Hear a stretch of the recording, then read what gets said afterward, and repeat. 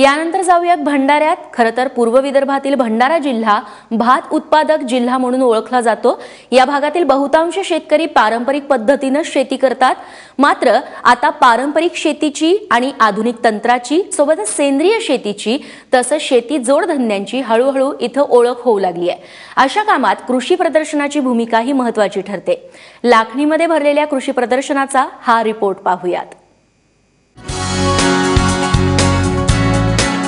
भंडारा जिल्ह्यातील लाखणी तालुक्यात 3 दिवसीय कृषी प्रदर्शनाचं आयोजन करण्यात आलं होतं।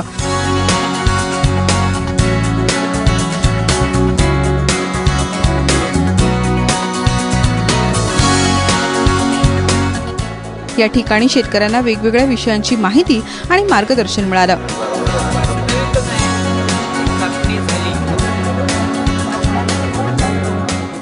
वेगवेगळ्या बियाणे कंपन्यांचे तसंच ट्रॅक्टर कंपन्यांचे स्टॉल्स इथे होते।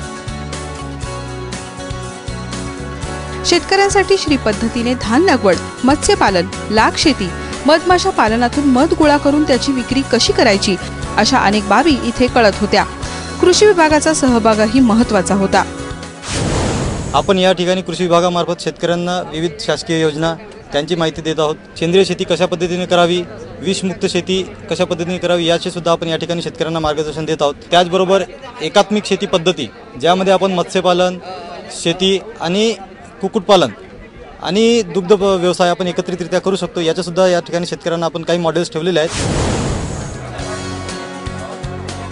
या शेती प्रदर्शनाचं आणखी एक वैशिष्ट्य म्हणजे पंजाबराव कृषी विद्यापीठ संशोधन केंद्रामार्फत माती परीक्षण करणाऱ्या मोबाईल व्हॅनचा समावेश। पिकाला खतांची योग्य मात्रा मिळणं गरजेचं असतं, त्यासाठी माती परीक्षण महत्त्वाची भूमिका बजावतं।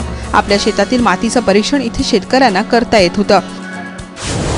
आमचा प्रमुख उद्देश म्हणजे हाच की शेतकऱ्यांना तंत्रस्नेही बनवणे।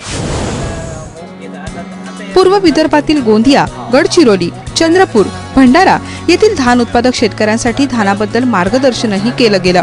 धानावरील महत्त्वाचे कीड रोग आणि त्यांच्या व्यवस्थापनाबाबत तज्ज्ञांनी माहिती दिली।